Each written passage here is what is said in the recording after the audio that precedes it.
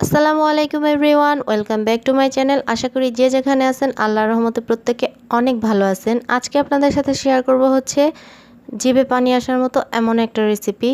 তো আমার আজকের রেসিপিটা হচ্ছে লতির ভর্তা। তো এই রেসিপিটা খুবই মজার এবং খুবই সহজে তৈরি করা যায়। তো এই রেসিপিটা আমি কিভাবে তৈরি করি এটা দেখার জন্য একটা লাইক দিয়ে সম্পূর্ণ রেসিপিটা না টেনে দেখবেন। আশা করি ইনশাল্লাহ আপনাদের কাছে অনেকটা ভালো লাগবে। তো এখানে ভর্তাটা তৈরি করার জন্য আমার যা যা উপকরণ লাগবে আমি সেটা নিয়ে নিয়েছি।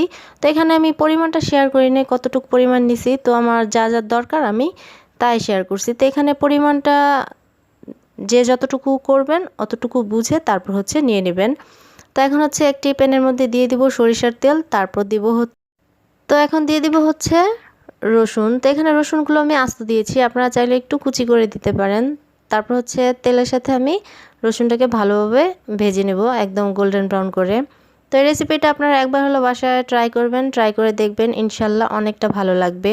তো ভর্তা পছন্দ করে না এমন কোনো মানুষ নয়, প্রত্যেকটা মানুষই ভর্তা পছন্দ করে।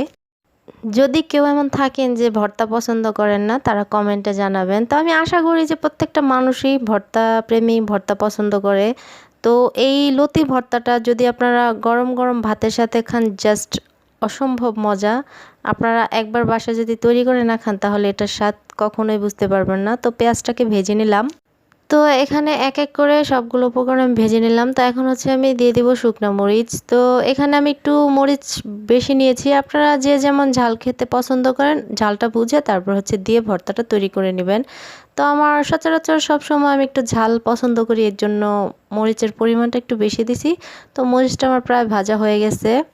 এখানে হচ্ছে আমার পেঁয়াজ, মরিচ, রসুন, লতি সবগুলো একদম তেলের মধ্যে ভাজা, এর জন্য ভর্তাটা খুবই তাড়াতাড়ি নষ্ট হয়ে যাবে না। যদি কাঁচা পেঁয়াজ দিয়ে আপনারা ভর্তাটা তৈরি করেন তাহলে কিন্তু পেঁয়াজের গন্ধ করবে, সেটা খুব দ্রুত নষ্ট হয়ে যাবে। তো তেলে ভেজে নিলে ভর্তাটা বেশ কিছুক্ষণ থাকে। তো এখন দিয়ে দেবো হচ্ছে আগে থেকে হাফ সেদ্ধ করা লতি দিয়ে তারপর হচ্ছে ভালো করে ভেজে নিব। তো লতিটাকে আমি প্রথমে ধুয়ে একটু সেদ্ধ করে নিছি।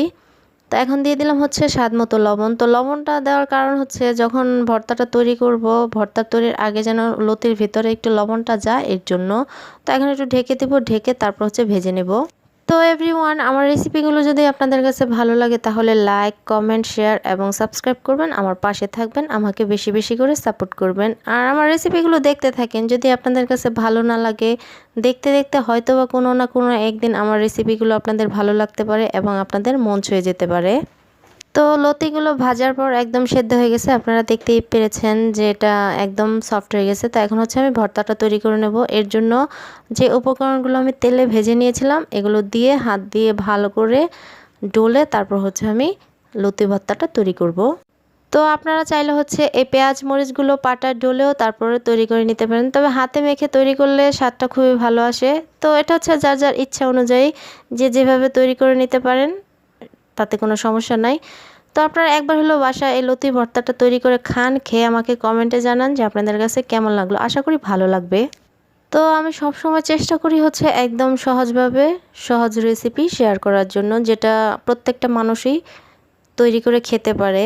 তো আশা করি আমার রেসিপিগুলো কিছুটা হলেও অনেকের ভালো লাগে, অনেকের উপকারে আসে, আবার হয়তো বা অনেকের কাছে ভালো নাও লাগতে পারে। তো যাদের কাছে ভালো লাগে না তারা দেখতে থাকেন, ভালো লাগবে। তো এখন হচ্ছে মরিচ আর পেঁয়াজগুলোকে ভালোভাবে ডলে নিছি। তো আপনারা এখানে চাইলে হচ্ছে সরিষার তেল দিতে পারেন, তো আমি তেলটা ব্যবহার করি নাই, যেহেতু আমি সরিষার তেল দিয়ে আমি উপকরণগুলো ভেজে নিছি এর জন্য আমি তেল দিইনি। আপনারা চাইলে তেল দিয়ে ভর্তাটা তৈরি করে নিতে পারেন। তো এখন হচ্ছে লতিগুলোকে ভালোভাবে হাত দিয়ে মেখে একদম মিশিয়ে নিতে হবে। তো এভরিওয়ান, যারা আমার চ্যানেলটাকে সাবস্ক্রাইব করে এখনও আমার পাশে আছেন তাদেরকে অনেক ধন্যবাদ। আর যারা আমার চ্যানেলটাকে এখনও সাবস্ক্রাইব করেননি তাদেরকে অনুরোধ করতেছি তারা আমার চ্যানেলটাকে সাবস্ক্রাইব করে আমার পাশে থাকেন। আর যারা চিন্তা করতেছেন আমার চ্যানেলটাকে সাবস্ক্রাইব করবেন তাদেরকে অগ্রিম শুভেচ্ছা এবং আমার অন্তর থেকে তাদের জন্য ভালোবাসা এবং দোয়া রইল। তো এভরিওয়ান, কথা বলতে বলতে লতি ভর্তা তৈরি হয়ে গেল। আশা করি আজকের রেসিপিটা কিছুটা হলেও ভালো লাগছে। তো ভালো লাগলে ফ্রেন্ডস অ্যান্ড ফ্যামিলির সাথে বেশি বেশি করে শেয়ার করবেন। সবাই অনেক ভালো থাকবেন, সুস্থ থাকবেন, সাবধানে থাকবেন। আল্লাহ হাফেজ, আসসালামু আলাইকুম।